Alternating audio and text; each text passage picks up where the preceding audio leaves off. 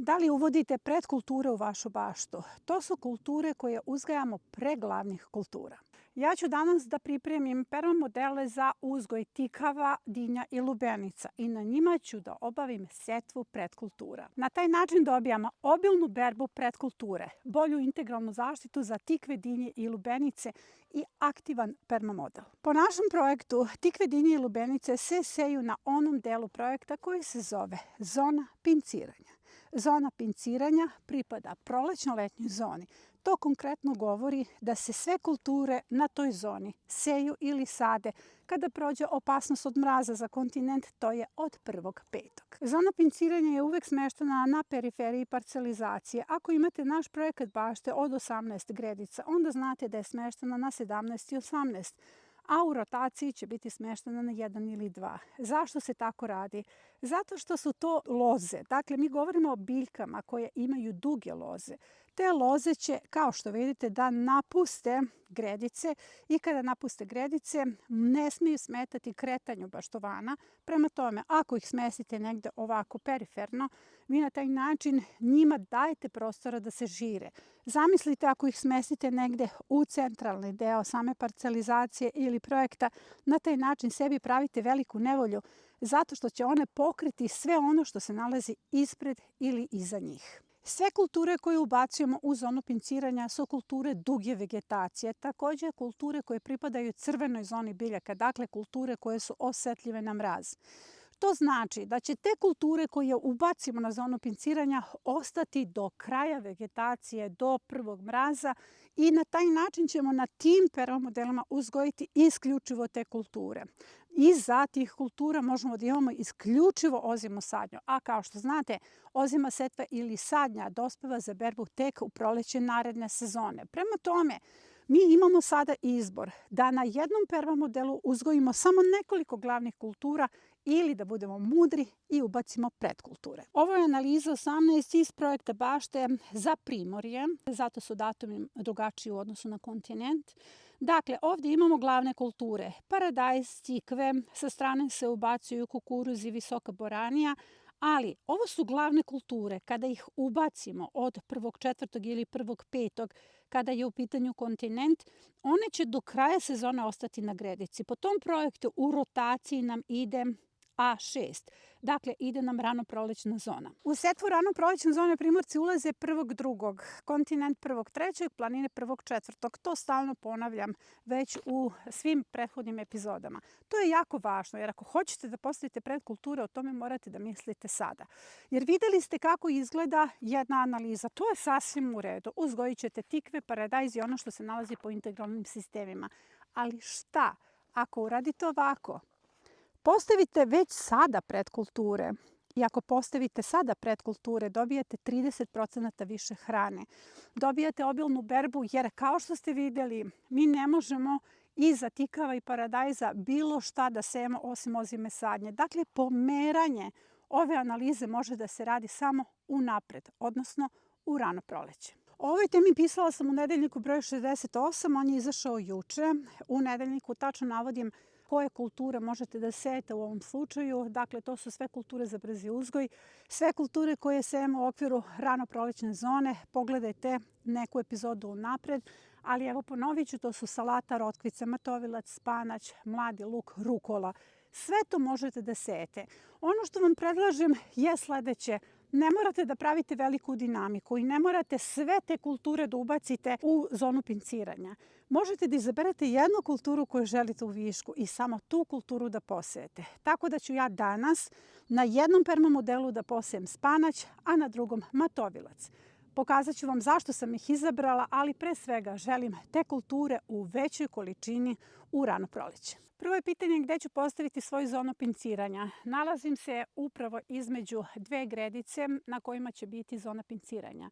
Zapravo ovo je sve zimska bašta. Zimska bašta ima 37 permamodela. Ti permamodeli uglavnom i u najvećem broju idu u prolećno-letnju zonu. Zašto? Zato što Na njima ima još puno kultura koje će me hraniti, puno kultura koje će svoj potencijal dati tamo negde u martu i aprilu i želim da se hranim od tih kultura. Prema tome, na toj poziciji može da bude samo prolećno-letnja zona. Ali evo pogledajte zašto sam izabrala već sada da pripremim ova dva permamodela. Zato što sam ovde već završila berbu. Zapravo, ovi permamodeli su me obilno hranili. Hoću da vidite sada slike koje će vam izabrati editori.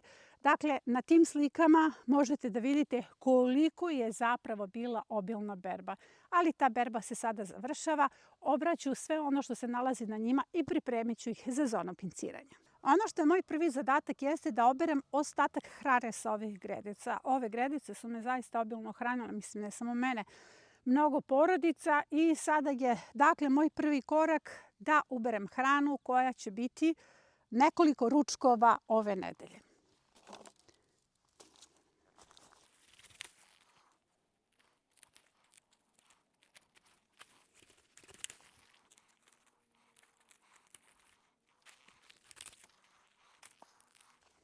Praziluk.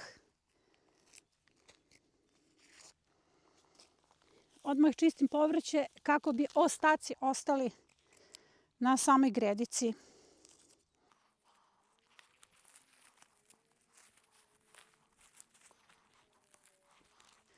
Crveni dajkon. Mislim da je ovde sve gotovo.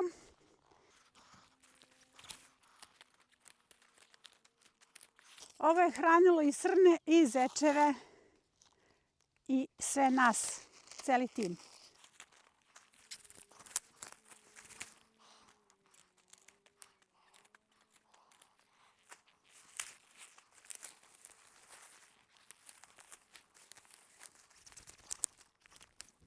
Vidite, dovela sam punu korpu hrane. Dakle, pored izobilja koje sam brala, ostalo je za još nekoliko ručkova. Šta sam ovde uradila? Izvadila sam korenje kupusarica, stavila sam ih ovako okolo da podignu nivo permamodela kao neki okvir, jer to će biti zona pinciranja, a kupusarice u svom korenu imaju aktivne mikroorganizme. Dakle, to vam je kao neki M preparat ovdje. Isto sam uradila i sa ovim permamodelom. Dakle, prvo sam ih očistila i sada su spremni za uslojavanje. Sada je vreme da uslojim svoja dva permamodela. A kako ću ih uslojiti? U jesen sam ovde stavila veliku količinu stajnjaka. Tu sam ubacila jesenju zonu. U pitanju su kupusarice iz majskog rasadnika. One jesu zahtevne, ali ja sam stavila zaista veliku količinu stajnjaka. Zato sada neću stavljati stajnjak, idem sa 10 cm sena. Ali neću stavljati stajnjak i zato što ja ovde sada sejem predkulture. Predkulture nisu samo obilna berba za mene. Predkulture su aktivatori permamodela, jer ovo je druga kategorija plodoreda.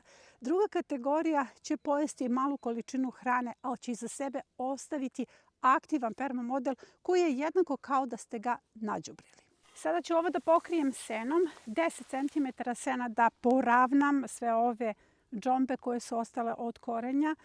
Ako imate seno koje je natrulo, koje je mokro, koje je polurazgrađeno, to seno vam je mnogo kvalitetnije nego suvo seno. Dakle, nemojte da izbegavate ako vam neko ponudi da kupite takvo seno koje mu stoji tamo negdje iza kuće, ne može da hrani stoku, može vam dati po nižoj ceni. Ovo sam već govorila u nekim epizodama, ali mnogi poštovani to izbjegavaju zato što ne znaju da je takvo seno mnogo kvalitetnije. Dakle, moj posao je sada da sve ovo pokrijem.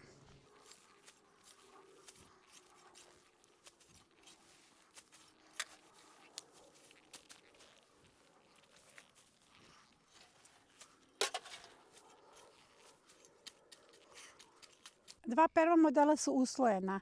Ovde će biti početak zone pinciranja. Zona pinciranja će se širiti u ovom pravcu. Zona pinciranja je mesto gde se nalaze sve kulture duge loze koje pinciramo, odnosno orezujemo.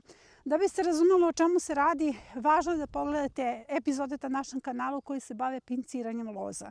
Sada je važno da odlučim koje ću kulture ovde posejati. Ja sam već rekla da sam se odlučila za spanać i matovilac i način na koji ću sejati. Ja ću sve ovo posejati u gnezda, ne tunele, gnezda su mi mnogo lakša, mogu ih više staviti, mogu ih razbacati svuda okolo i na taj način ću dobiti kulturu više. Ovde spanać, ovde matovilac. Izabrala sam spanać i matovilac zato što aktiviraju permamodele, deo su integralne zaštite, na sebe privlače bohače, lisnu vaš, ali kad procvetaju i puževe. Kada privuku puževe, na taj način ću odbraniti svoje tikve, dinje i lubenice. Vidite koliko sam gnezda napravila u jednom permamodelu i u ta gnezda ću sada da obavim setvu spanaća, jer sada pogledajte, imali ste mogućnost da ostavite ovako permamodel do tamo 1. maja i 1. maja da ubacite glavne kulture. Ali, ako sada posejete predkulture, vi imate berbu obilnu jedne predkulture, pojačanu integralnu zaštitu i aktivan permamodel. Na ovaj permamodel ću odraditi setvu spanaća, ovde setvu matovilca i to ću odraditi ovih dana. Danas ću posejati spanać, matovilac neću stići zato što će prevremiti, najavili su nekakav sneg. Dakle, ovo će ostati potencijalno za sutra ili preko sutra. Ali sada je 1. februar. Dakle, ja ranije ulazim u setvu. Ulazim ranije u setvu pre svega zbog primoraca koji ulaze u setvu na otvorenom polju od 1. februara. Svi vi koji ste na kontinentu, ovo možete da postavljate već sada, ali imate dug rok da ovo postavite. Ne bih voljela sada kada pogledate ovu epizodu da pomislite kako ćete nešto zakasniti, kako morate hitno da postavljate zone pinciranja. Ne, ovo možete da postavljate pa sve do kraja marta, pa čak i do 10. aprila. Sve ove kulture će stići kao predkulture, neće procvetati u toj fazi, bit će male kada treba da zaštite recimo tikvenjače ili dinje i lubenice od puževa, ali u svakom slučaju imat ćete predkulturu koja će odraditi svoj posao. Ipak svima savjetujem da već od 1. marta krenu u setvu rano prolećne zone, što je ranije posejete, ona će vam dati obilniju berbu, jer na visokim temperaturama rano prolećna zona procveta. Ja ću ovde sada da stavim po 10 semenki spanaća i to je to što se tiče moje setve. Zatvaram ova gnezda. Sada će kiša, odnosno susnežica, pa će sve to da zalije. I evo, odradila sam, jako sam zadovoljna zato što sam ipak završila neki posao na ovoj zoni. I to je sve za današnju epizodu. Nadam se da vam je epizoda bila korisna i da ćete primeniti ove savete.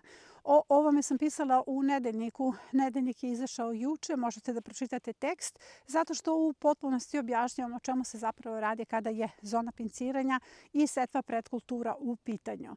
Ja vas pozdravljam do naredne epizode. Ako još uvek ne dobijate naš nedeljnik, link za prijavu se nalazi u komentaru ispod ove epizode. Nedeljnik je potpuno besplatan.